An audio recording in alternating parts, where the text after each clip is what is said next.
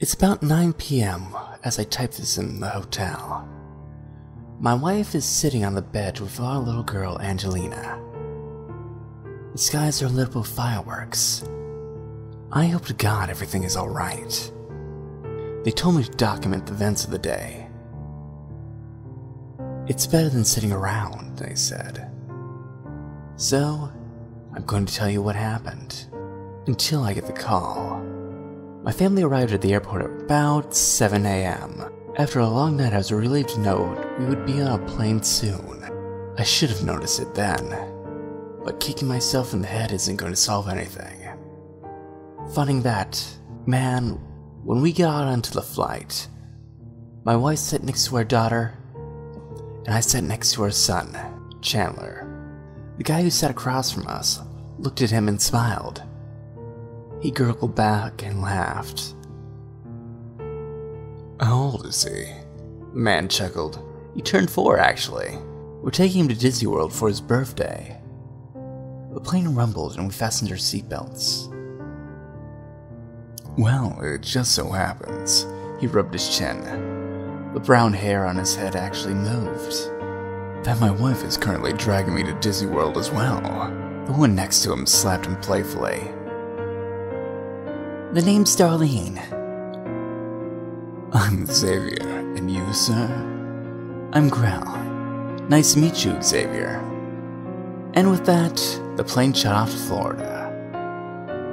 That's when I had my dream. Someone was speaking to me in a dark room. Usually when I have nightmares like this, I wake up at the first jump scare or gnarly face that pops up, and they always scare me. This time I was strapped down to the floor, and I could hear the door open. No light escaped, but the footsteps were loud like rhinos. The floor started moving, and I was strapped to the chair now. Suddenly a rush of air hit me. A child's scream flew past my ear. When the air stopped moving, I woke up and the plane landed. But the couple was gone. Probably because I was the last one there, along with my family, who had been trying to wake me up. I apologized, and we got to go to Disney World in no time. We hit the water park first, much to Angie's dismay. She just adores the park characters, and they didn't normally show up there. A crazy chance it was Donald Duck showing up there, in a swimsuit and goggles. Our kids went ecstatic when he asked them if they wanted to go swimming. We obliged and I went with them nevertheless. Afterwards, we went to the bathrooms to clean up. And that's when it happened. I came in first, and that's when I saw Donald Duck come in. I shrugged and laughed. Must have been an emergency. 2 minutes later, my stun still hadn't come out. I went into the bathroom and checked the stalls. They were empty. Every single stall was empty, entirely devoid of people. Jane! I ran outside, hoping my wife had seen him. But she was just sitting outside with Angie. Where's Chandler? I saw him go into the bathroom. Wasn't he with you? She asked. Wait. Who was there with you?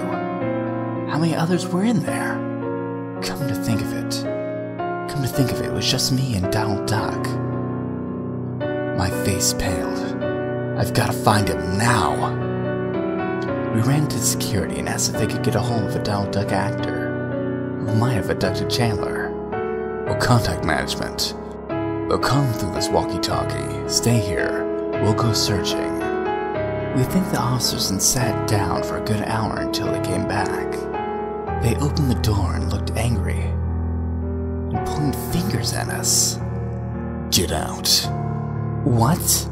Did you find our...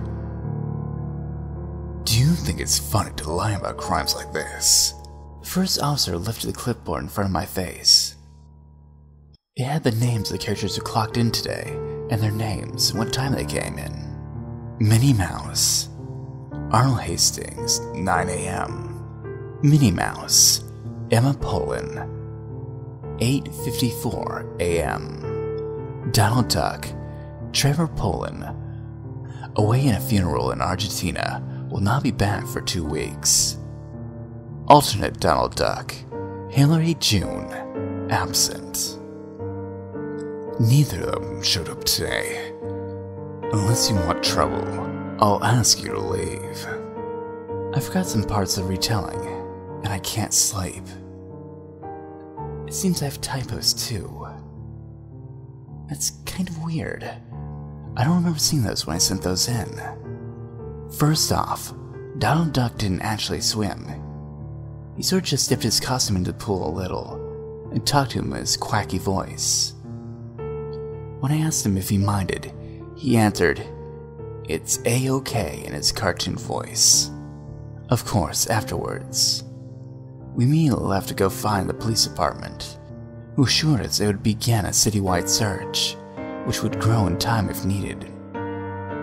Apparently, it's normal for Donald Duck to do odd things with guests, like ride kitty stuff that won't rip his costume, or dance with people when the music came on. What really stumps me is why they treat us so badly.